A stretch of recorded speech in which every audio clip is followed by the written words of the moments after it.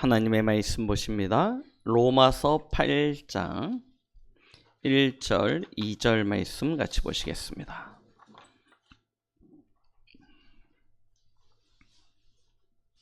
로마서 8장 1절, 2절 말씀입니다. 신약성경 248페이지입니다.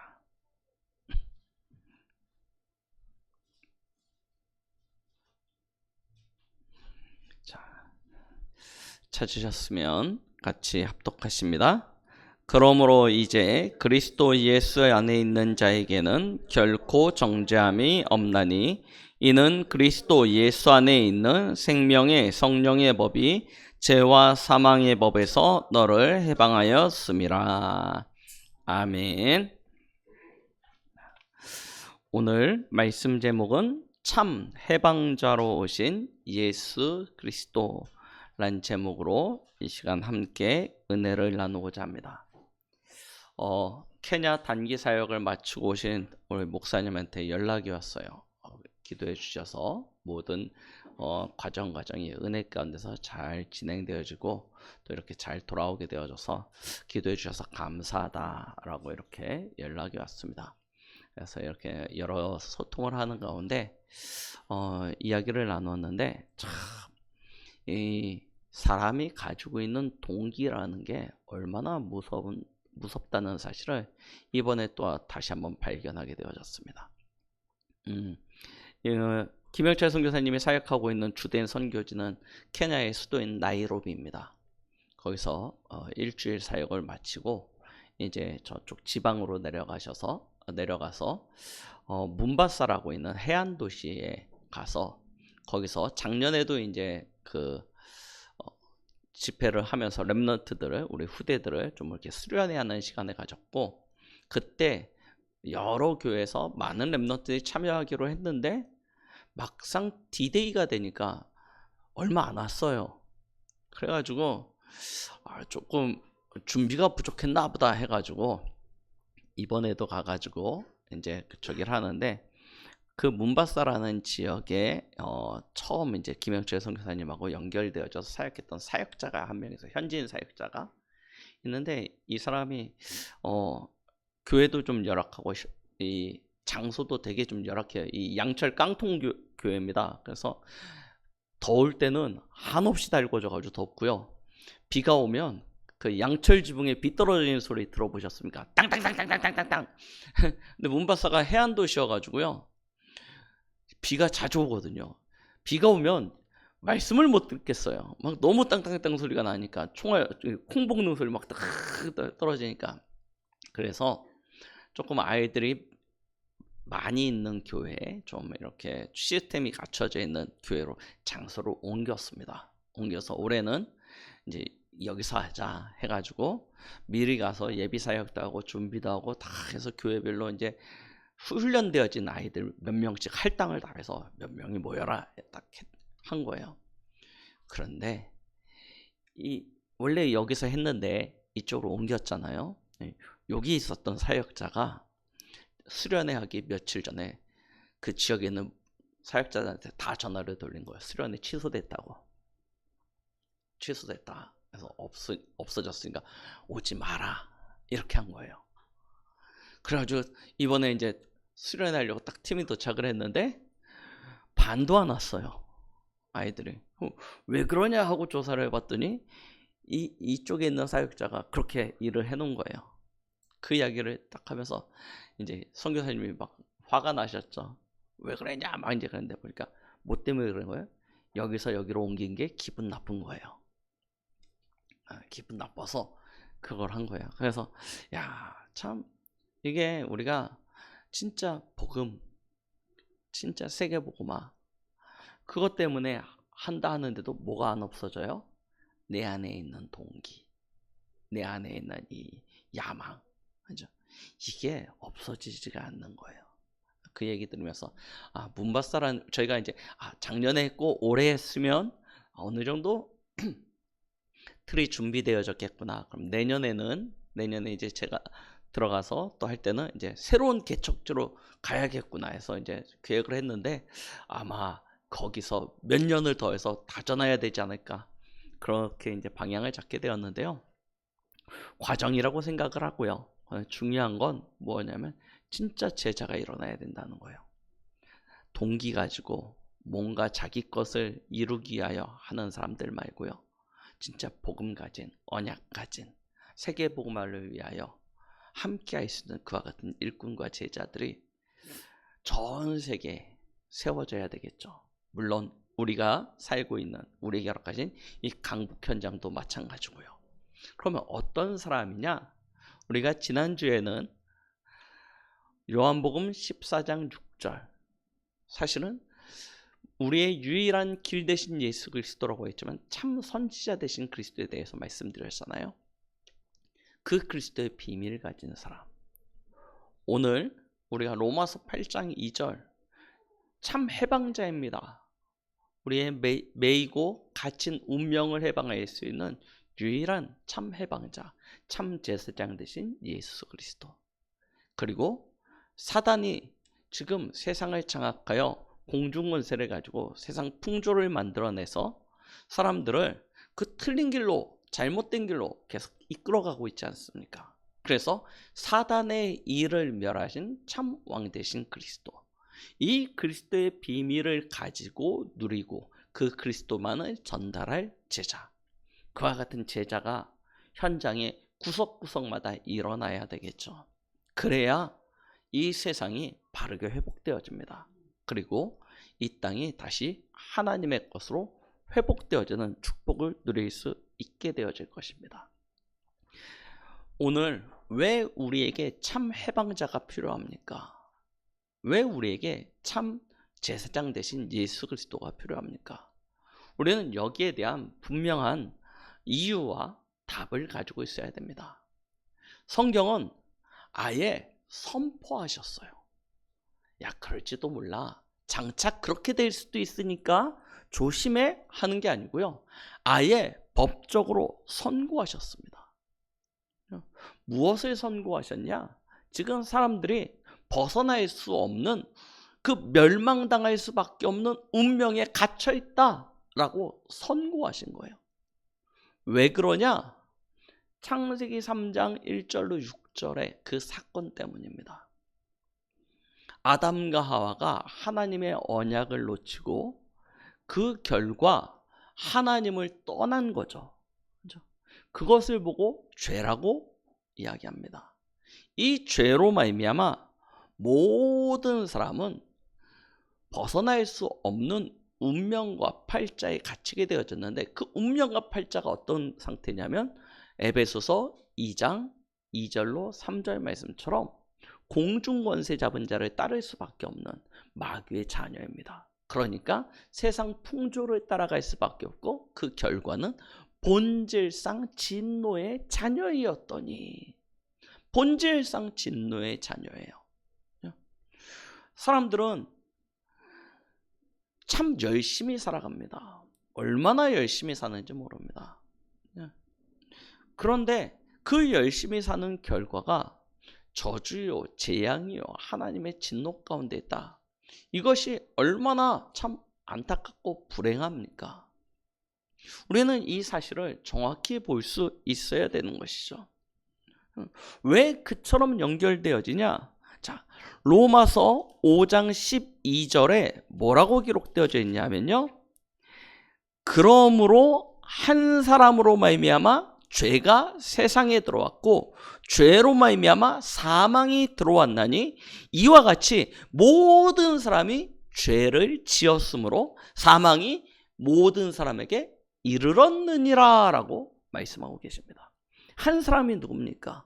아담이죠. 아담 한 사람의 범죄함으로 말미암아 그 죄가 세상에 들어왔고 죄로 말미암아 사망이 들어왔다는 것입니다. 그런데 그 한 사람의 범죄함이 모든 사람에게 이르러 모든 사람이 죄인이 되었다는 거예요. 그래서 모든 사람이 지금 사망에 이르게 되어졌다라고 이야기하고 있는 것이죠. 그래서 보니까 14절에 아담으로부터 모세까지 아담의 범죄와 같은 죄를 짓지 아니한 자들까지도 사망이 뭘 해요? 왕노릇 하나니 라고 해요. 왕노릇. 아담의 범죄함으로 말미암아 사망이 왕노릇하는 그런 상황이 되어진 것이죠. 그래서 로마서 3장 9절로 18절 보세요. 뭐라고 이야기하면 그러면 어떠하냐? 우리는 나으냐? 결코 아니라 유대인이나 헬라인이나 다 죄 아래에 있다고 우리가 이미 뭐 했대요? 선언하였느니라. 다 죄 아래에 있다고 선언되어진 거예요. 19절에 보니까요. 우리가 알거냐 무릇 율법이 말하는 바는 율법 아래에 있는 자들에게 말하는 것이니 이는 모든 입을 막고 온 세상으로 하나님의 심판 아래에 있게 하려 함이라. 맞죠? 지금 세상이 어떻게 되어져 있는지 잘 보십시오. 그죠? 그래서 오늘 본문에 보니까 지금 우리의 상태가 어떤 상태냐? 하나님을 떠나서 죄 아래 사망이 왕노릇하는 신세가 되어져 있다 보니까 우리가 지금 살아가는 법은 어떤 법이래요? 죄와 사망의 법 아래 우리 인생이 엮어져 가는 것입니다. 어떤 법이냐에 따라서 차이가 굉장히 크죠. 우리가 어느 나라의 신분을 가지고 있고 어떤 법 아래 살아가느냐에 따라서 우리가 누리고 있는 권세와 이게 완전히 달라집니다. 우리 지난 몇 주 전에 그 안양 동부교회에 있는 전도사님이 자기 신앙 고백을 하는데 뭐라고 이야기했냐면 자기 간증을 하는 거예요. 그 전도사님은 미국 시민권자입니다. 날때 미국에서 태어나서 미국 시민권자예요. 이번에 계엄 선포가 되었지 않습니까? 비상계엄 딱 선포되니까 뭐가 와요? 미국 대사관에서 문자가 딱 왔어요. 공항에 미국 이 시민권자들을 위해서 항공편을 준비해놓고 만약에 사태가 벌어지면 바로 공항으로 달려와라. 그러면 바로 미국으로 갈 수 있도록 다 준비해놓겠다. 문자가 딱 온 거예요. 야, 보십시오. 야, 어느 나라 사람이냐에 따라서 완전 다른 거예요. 어느 나라 사람이냐, 어떤 법 아래 있느냐.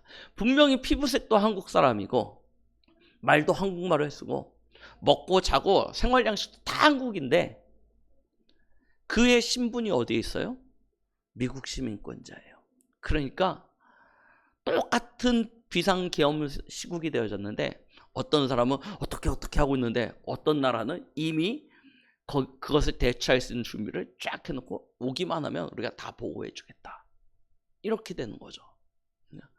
어느 법 아래에 있느냐가 너무나 중요한데 지금 하나님 떠난 인생은 어떤 법 아래에 있어요?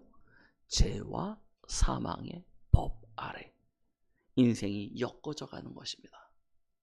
그러니 그 운명이 망할 수밖에 없는 운명, 그렇게 되어질 수밖에 없죠. 나빠서가 아니라니까요. 어떤 사람이 교회 다니는 사람은 훌륭하고 교회 안 다니는 사람은 나쁘다. 뭐 교회 다니는 사람들은 성품이 좋고 교회 안 다니는 사람은 성품이 나쁘다. 이게 아닙니다. 제가 늘 드리는 말씀이지만 아무리 봐도 교회 다니는 저보다 우리 저 산에 계시는 신부님이 훨씬 더 인품이 좋은 것 같아요.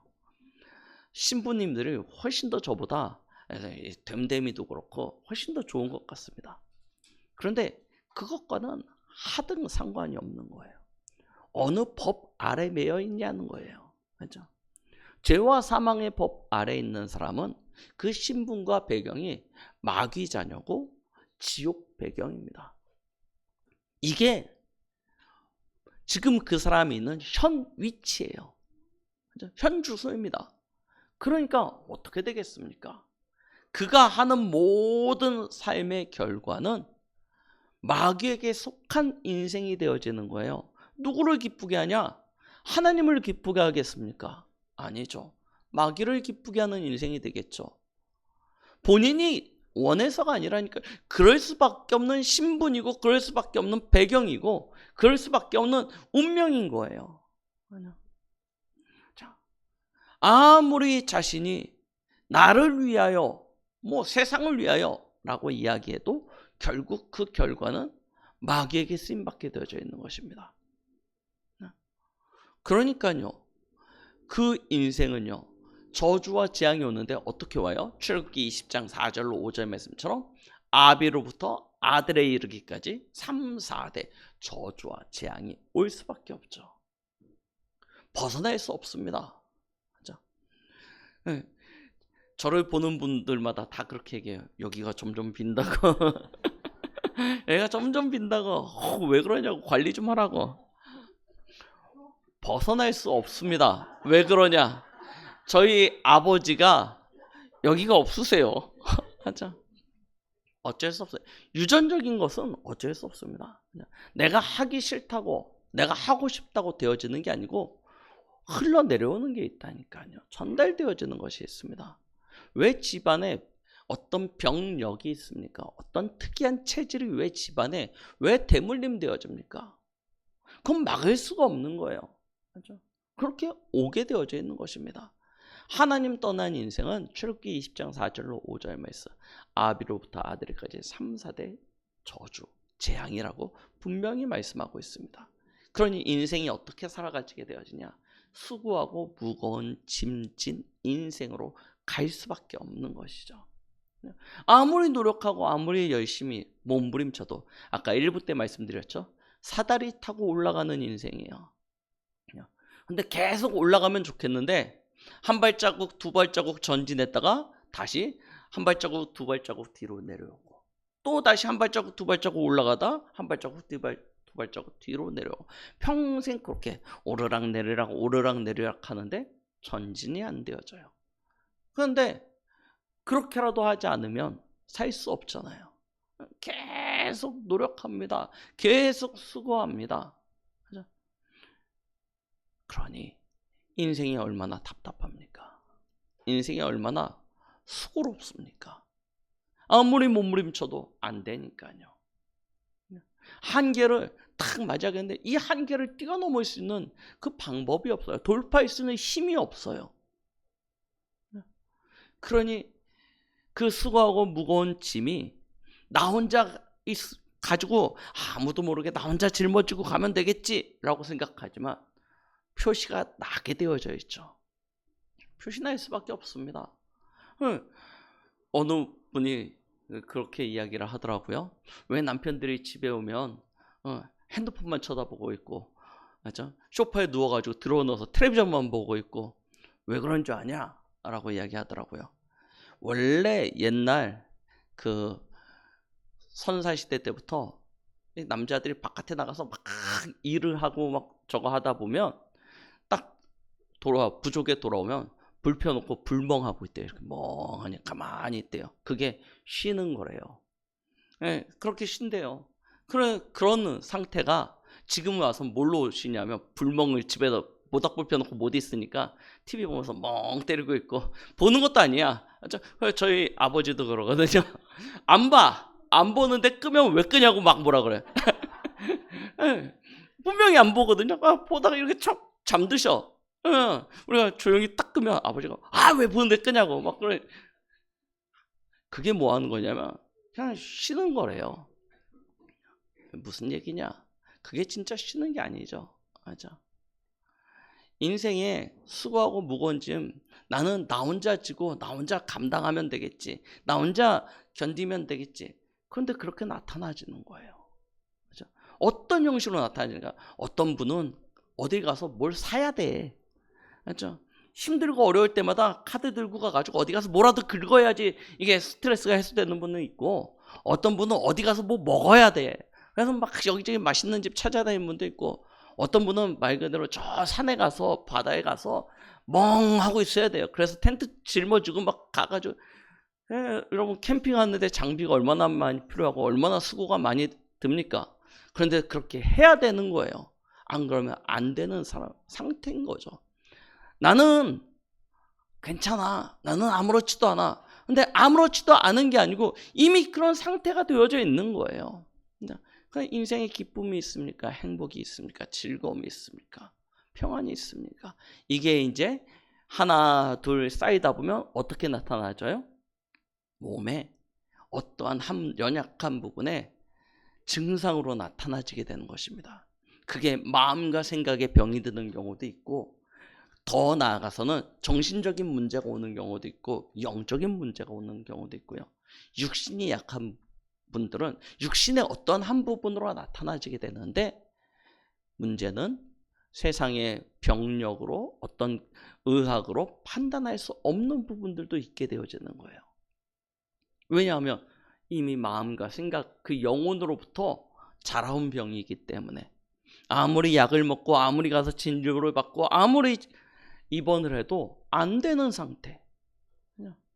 그러다가 더 나아가면 어떻게 됩니까? 귀신에게 완전히 잡히는 상태가 오는 거예요. 그게 사도행전 8장 4절로 8절이라니까요. 인생에 낙도 없고 기쁨도 없고 원인도 이유도 알 수 없는 불치병으로 귀신 들린 상태가 되는 것입니다. 그래서 인생 자체가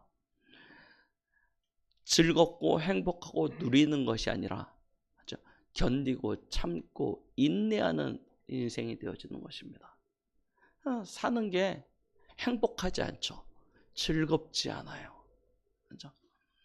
그렇게 겨우겨우 사는데 어느 날 누군가에게 종말이라는 시간표가 오지 않습니까? 그 종말이라는 시간표가 오게 되어졌을 때 그 앞에 가면 참 나 잘 살았구나. 내 인생이 참 좋았구나. 내 일생 이렇게 참 잘 살다 가는구나 라고 고백할 수 있는 사람들이 거의 없는 거예요. 그냥 후회죠.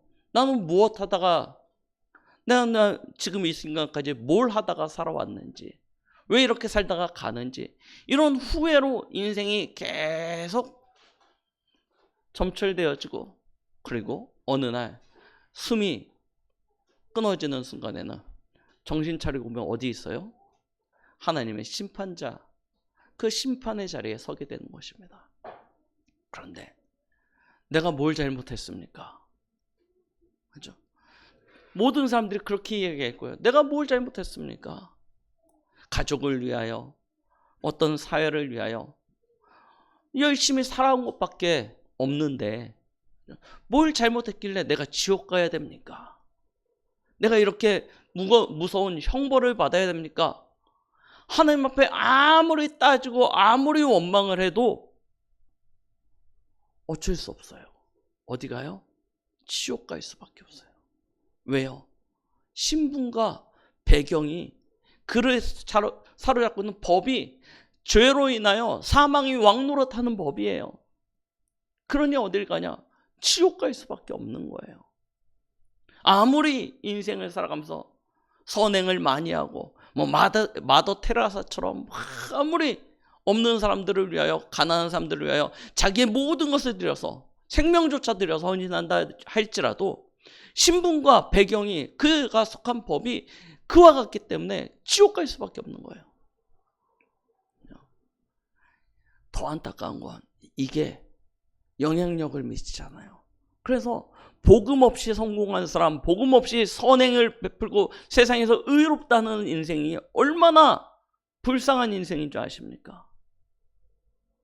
왜요? 많은 사람들에게 복음 없어도 돼. 사람은 이렇게 살면 성공하는 거야, 이렇게 살면 행복한 거야, 이렇게 살면은 다른 사람들한테 자랑할 수 있어, 세상을 아름답게 만들 수 있어. 틀린 영향력들을 막 주고 가는 거거든요. 그러면 복음 가진 우리가 막 살아도 된다는 얘기냐? 그 이야기가 결코 아닙니다. 그렇죠? 우리가 복음 가졌으니까 세상 사람들을 내가 원하는 거, 내가 하고 싶은 거 다 해도 되나? 그 이야기가 아니라니까요. 잘 들으셔야 됩니다. 우리가 속하고 있는 법, 우리의 신분과 배경 어디에 있느냐는 거예요. 그런데 이 땅에 출생하는 모든 사람들은 날 때부터예요. 선택할 수 있는 게 아니에요. 날 때부터예요. 아담 한 사람의 죄로 말미암아 죄가 온 세상에 미치고 그로 말미암아 사망이 들어와서 모든 사람이 죄 아래 있습니다. 분명히 성경은 말씀하고 있어요. 의인은 없나니 한 사람도 없다고 이야기했습니다. 로마서 3장 23절, 모든 사람이 죄를 범하였음에 하나님의 영광이 이르지 못한다고 분명히 말씀하셨습니다.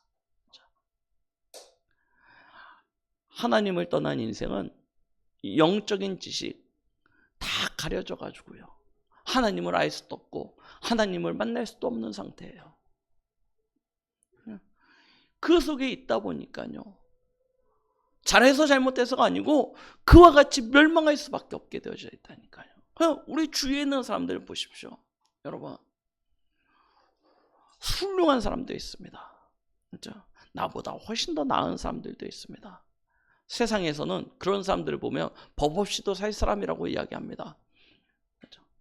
나보다 훨씬 더 교회 다니는데 이상한 사람들도 있습니다. 손가락질하기도 하죠. 교회 다니는데 왜 저래 하는 사람들도 있습니다. 그런데 중요한 건 뭐예요? 그 사람이 가지고 있는 신분과 배경, 그가 속한 법이에요. 그렇죠? 지금 세상에 사람의 몸을 입고 태어난 모든 존재는요, 문선명 씨가 되어졌던, 여기 옆에 안산홍 씨가 되어졌던, 누가 되어졌던, 내가 하나님이라고 이야기하는 모든 사람들조차도 다 마찬가지입니다. 뭐 이만희 씨도 마찬가지입니다. 다 어떻게 태어나요? 죄 가운데 태어납니다. 하나님 떠난 상태예요. 마귀에게 속한 그와 같은 신분으로, 배경으로 지옥에 속한 상태로 태어나는 것입니다. 저도 마찬가지였고 여러분들도 마찬가지였습니다. 그래서 망할 수밖에 없는 운명 속에 있었다는 것이죠. 여기서 어떻게 빠져나옵니까? 여기서 우리가 어떻게 구원을 받을 수 있겠습니까? 이미 영안도 가려졌고, 이미 하나님을 알 수 있는, 하나님을 만날 수 있는 길도 잃어버렸고, 어떻게 찾을 수 있겠습니까? 여러분, 다른 종교들은 그렇게 얘기합니다. 내가 열심히 몸부림치고 애쓰면, 어떻게 막 발버둥 치면, 그렇게 해서 우연히 구원의 길을 찾고 우연히 하나님을 만나서 그렇게 나는 구원받았다 라고 이야기를 합니다. 그죠? 그런데 생각해 보십시오. 길을 잃어버린 아이가 우연이라는 그 확률이 얼마나 되겠습니까? 막 뛰어다니고 막 여기저기 찾아다니고 헤매이면 어떤 결과가 와요? 점점 더 멀어지는 결과가 오게 되어집니다. 오히려 뭐가 나아요? 그 자리에 가만히 있는 게 나아요. 아무것도 안 하는 게 나아요. 왜냐? 그러면 엄마가 찾아올 수 있거든요. 그런데 엄마 찾겠다고 막 뛰어가기 시작하면 그때부터는요, 찾을 수 있는 길이 없어요. 은혜 중에 은혜가 무엇이냐 하면, 나는 길을 잃어버려서 아무것도 할 수 없어서 그 자리에 멈춰서 울고 있는데 찾아오셨어요. 내가 막 뛰어간 게 아니고, 내가 막 몸부림친 게 아니고, 하나님이 내게 찾아오신 거예요. 나의 부모님이 나를 찾아오신 거예요. 그래서 내게 다시 시작할 수 있는 이 구원의 축복을 허락하여 주신 것이죠. 그 분이 바로 예수 그리스도 아닙니까? 그렇죠? 이 은혜라니까요. 진짜 우리 기독교는 하나님의 은혜가 전부입니다. 하나님이 나를 찾아오셨고, 하나님이 나를 구원하셨고, 하나님이 나를 살게 하시는 거예요.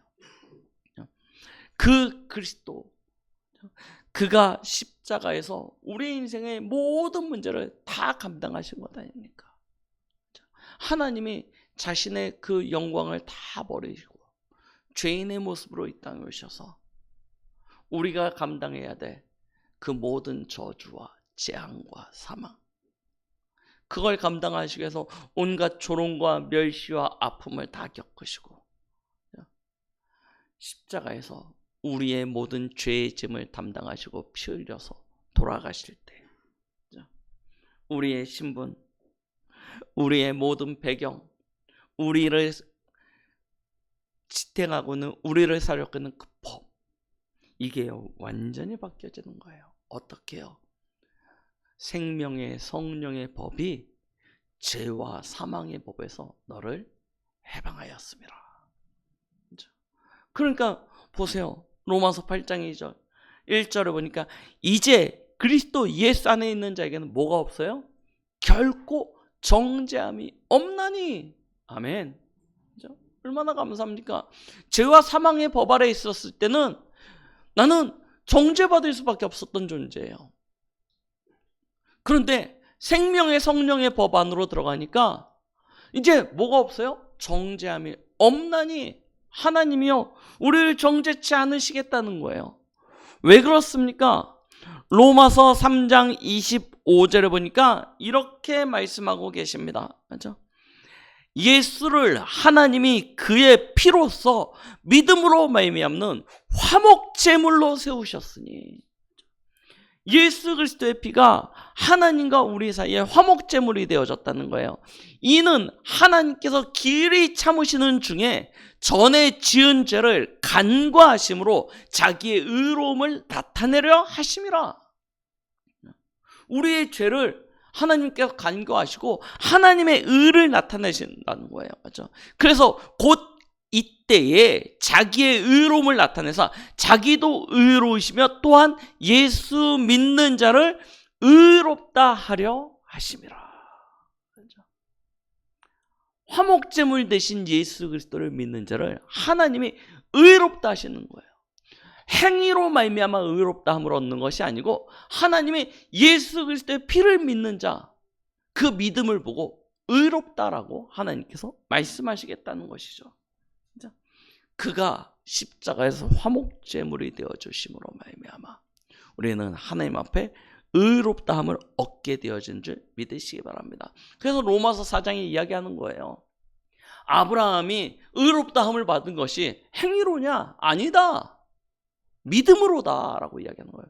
누굴 믿냐? 예수 그리스도를 믿음으로 말미암아 의롭다함을 받는다는 거예요. 그래서 로마서 5장에 보면 아담과 그리스도를 비유로 이야기하는 거죠. 한 사람 아담으로 말미암아 죄가 세상에 들어오고 그 죄로 말미암아 사망이 들어왔는데 한 분 예수 그리스도로 말미암아 뭐가 왔어요? 생명이 우리에게 들어오게 되어진 것이죠.